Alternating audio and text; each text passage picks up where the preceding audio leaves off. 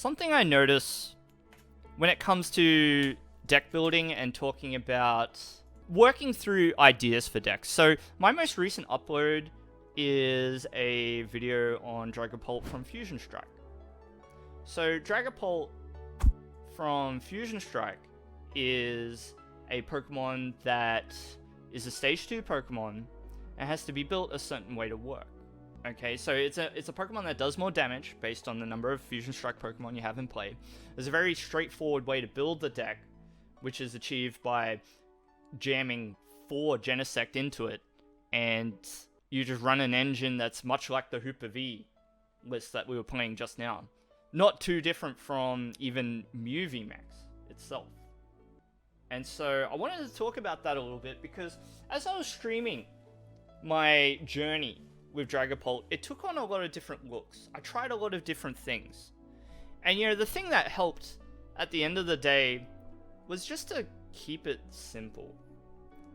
So I guess the theme of this video, or this talk, is to ask you to think, do you have trouble with deck building? When you're trying to put together an idea, do you find that it's difficult to do? If you are finding it difficult, my advice is just to keep it simple. Okay, keep it simple, stupid. You have to kiss. What I mean by that is think about the core of your deck and what you're trying to achieve with the deck.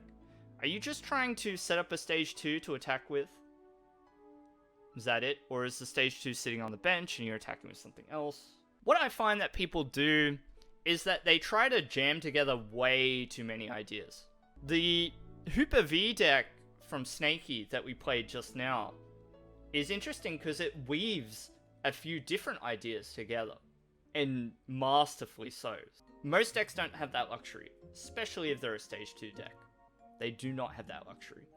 Setting up is one of the things that this deck is trying to do, a stage 2 deck is trying to do.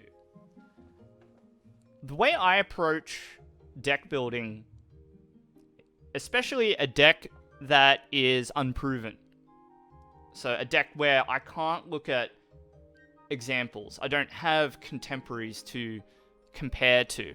My approach is to focus on making the deck do its baseline correctly, making sure the deck can actually set up and actually do the things that it sets out to do. The problem is that takes a while to figure out. What can happen is that people get lost in the source a little bit. They keep trying to cobble together different ideas. Really, the order in which you want to approach the building of a deck, especially if it's a deck that's complicated, if it's a deck that has a lot of moving parts or requires a combo, is that you need to make sure that it can do what it is supposed to do before you start getting fancy. So my example is this Obstacoon deck.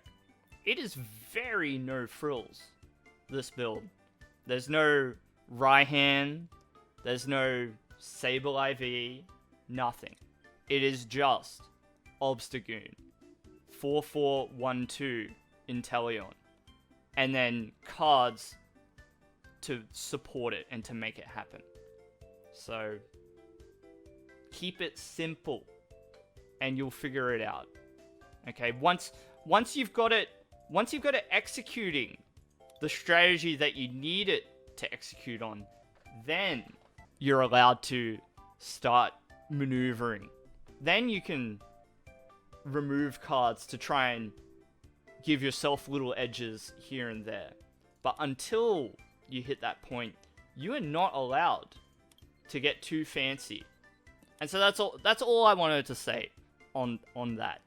This list is the main one that took some moving and grooving and maneuvering to get it to work. I cut out things like Toxtricity. I cut out things like Power Tablet. My Power Tablet count is at 1. And that's because I look at Tablet and I think to myself, this card is not allowing me to set up. Power Tablet doesn't help me get Dragapult into play. That's why I cut it. So that's all. That's all I wanted to say. I'll probably cut that up somehow and put it on YouTube if I like how it turns out. I'm not really sure. Yeah. If nothing else, keep it simple, stupid, please.